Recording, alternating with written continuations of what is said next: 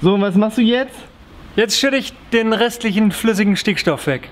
Und das kann man einfach so in die Natur kippen? Ja klar. Die Natur besteht zu 80% aus flüssigem Stickstoff. Aha. Na, zumindest in die Luft.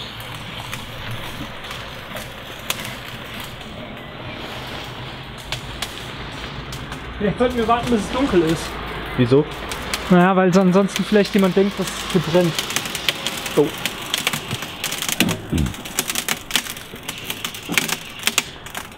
Hoffentlich dreht meine Gießkanne jetzt nicht kaputt. War nicht so schlau.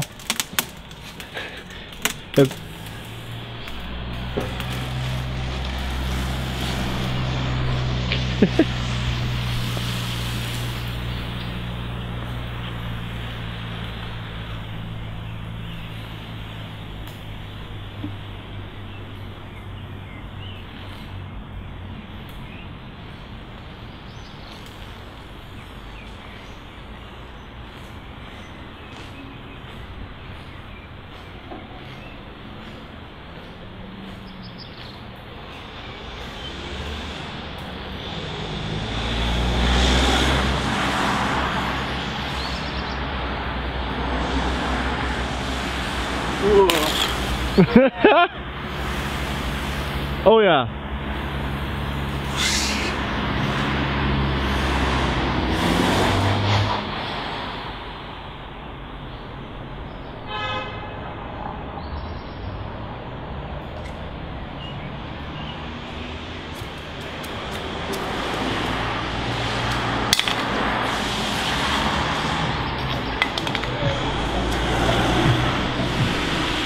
Das ist auf jeden Fall jetzt eiskalte Gießkanne.